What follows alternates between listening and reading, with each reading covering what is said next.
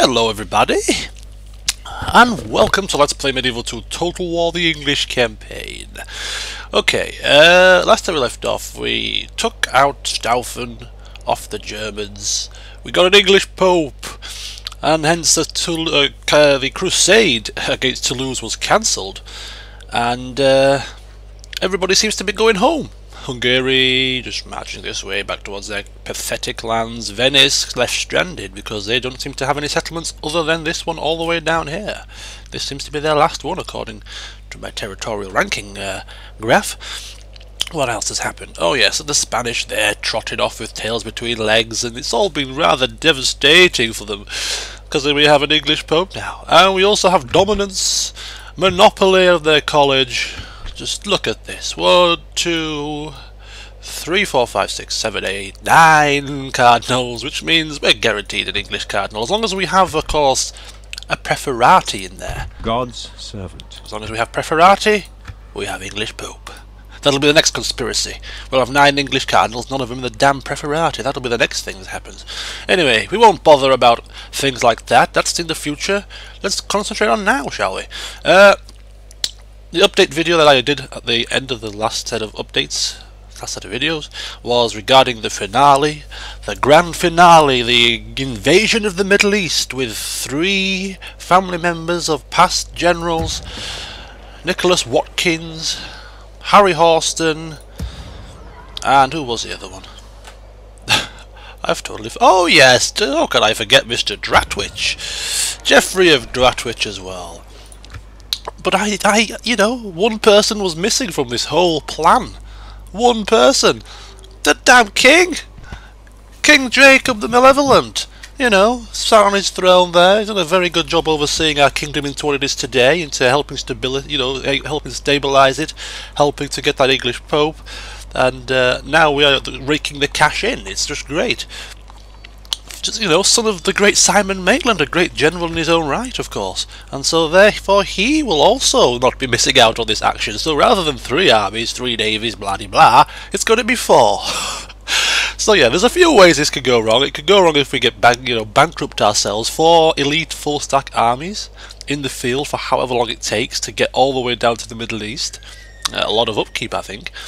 Yeah, because we're going by water, we need to ensure that our navies are really up to scratch, and therefore I'm going to send the 4 full stack navies with the 4 armies, and then I'm also going to have 2 or 3 screening navies, which will be half stack. There's one there already prepared.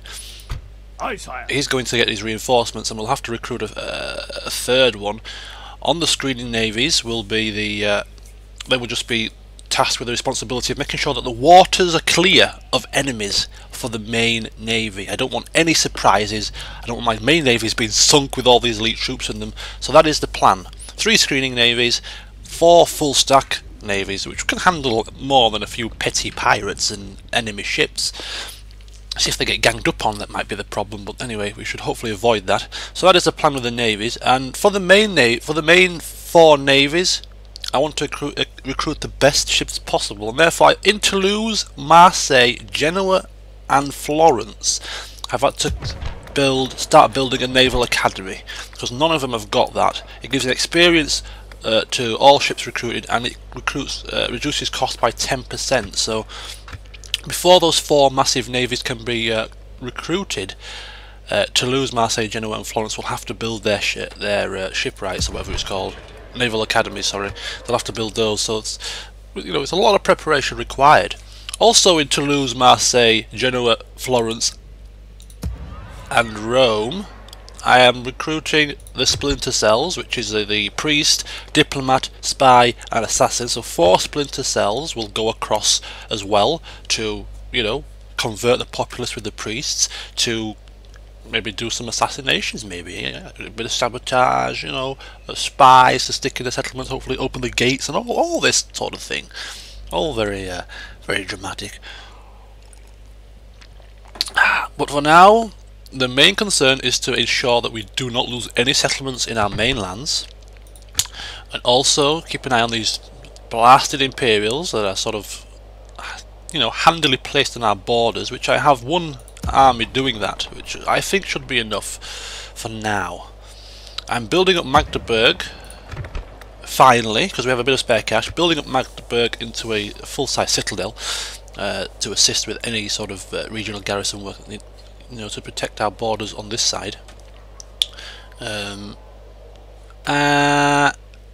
Just have to be careful of Hungary marching through our lands, and Venice, just that they don't just get a backbone and strike out against any of our settlements. You know, we have got an English Pope and they will be fearful of excommunication, but Hungary already are excommunicated, so have they got anything to lose? Probably not. Right, so Operation Middle Eastern Invasion, if anyone can come up with a better name, let me know, is about to commence. So, first of all, the first army will be for whoever chooses to take it. The army makeup, as follows. Okay, let's take a wee peek. Make them one march outside for starters. It's going to be... I'll recruit it from scratch. It's 2 Sherwood archers and 4 retinue longbows. That's the archers, and we'll recruit the trebuchets from here as well. Yes, we will. And 2 trebuchets from Nottingham. From Caen, the Swordsmiths Guild is here, and therefore they shall recruit the swordsmen. So that gives us how many? It's 1, 2, 3... Was it 4? Was it 4 lots of swordsmen? 3 lots of the dismounted English knights. I think so. And down here, Pamplona, we have the Knights Hospitaller. Now somebody said that English knights were better than Hospitaller knights, and I beg to differ. Attack 12, defense 19 for the English knights. For the Knights Hospitaller, it's 15-20. They're much better. So 4 lots of those, please, if you would be so kind. So that's 1, 2, 3, 4, 5, 6, 7, 8, 9, 10, 11,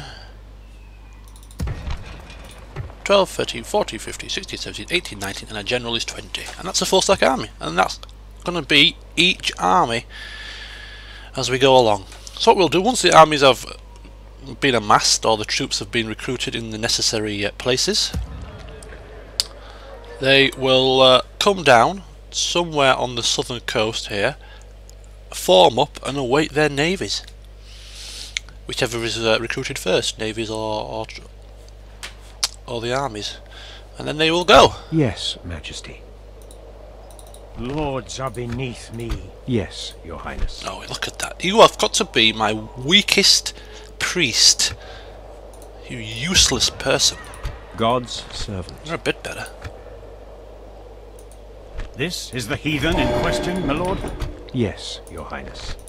Name the blasphemer. Oh, here we go. God's servant. This is the heathen in question, my lord? Priests are rushing to They denounce shall this stand trial. person here. Look, it's like a mad rush of who will get there first. My holy water's holier than yours. I'm going to do it. No, I'm going to do it, I tell you, said the priest as they were rushing towards his men. Whose fire burns brighter?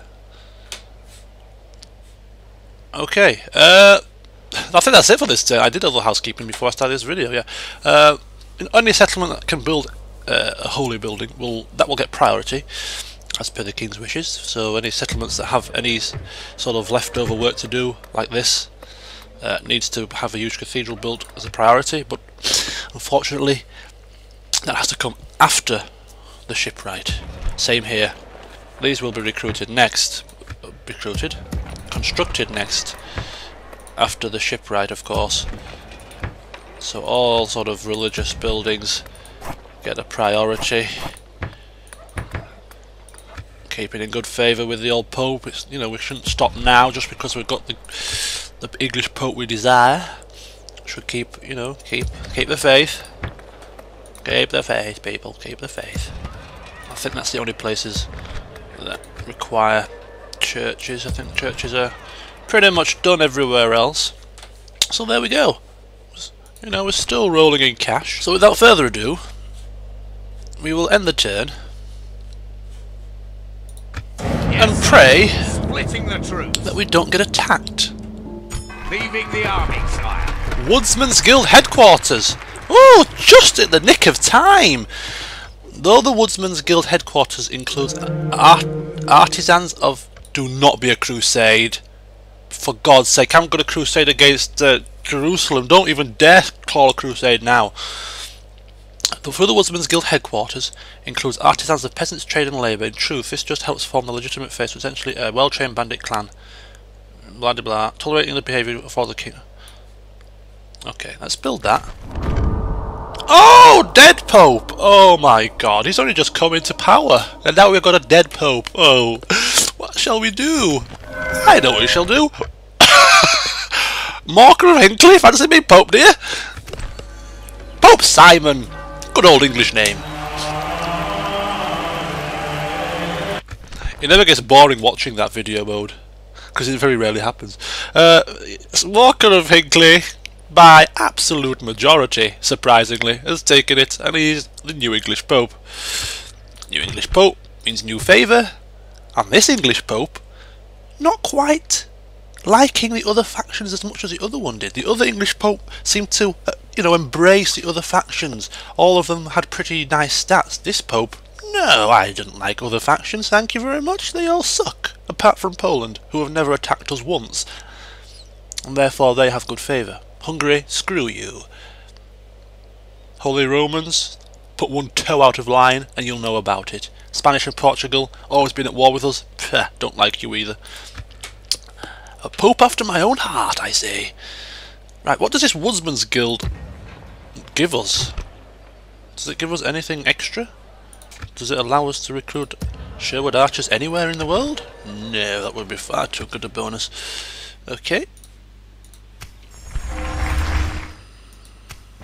Another English cardinal promoted. Beautiful. What? I thought that these reconciled Hungary. Well, bugger me. But they're in my lands, ravishing the countryside, and they're probably going to attack my ships any moment now, and you want to reconcile that fool?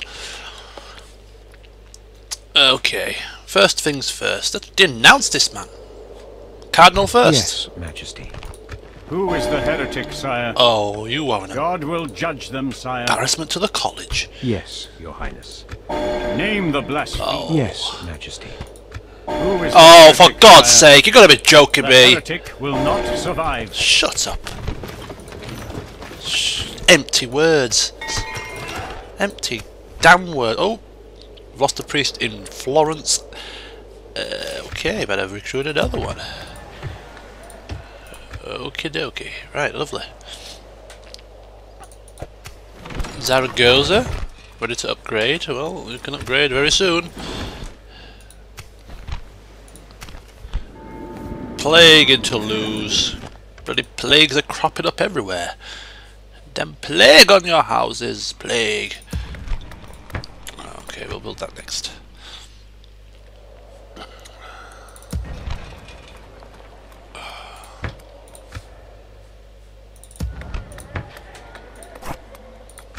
Okay, that's that sorted. What are we doing now? Shall we try and get the ceasefire with the Portuguese? Your Majesty. Your Majesty. Ooh, he's got some good diplomacy. Let's give it a whirl, shall we? Give it a Yes, my whirl. lord. Hey, Liano. Enemy of my people, why do you approach? Ceasefire, very demanding. Trade rights, map information. We'll give you 3,000. Demanding. And we will give you 400 florins for 5 turns, bringing a grand total of 5,000 for your map information. No, we will not accept. This meeting was worse than fruitless. My lord.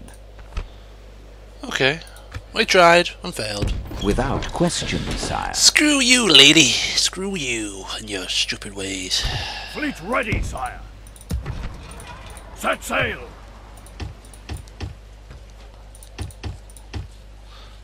Alright, that'll do it, I think. 3 more? Ships ready. 2 more. Okay, there we go. That will be the second screening force. The second screening navy, almost sorted. business elsewhere I shall do in the next part, so see you soon.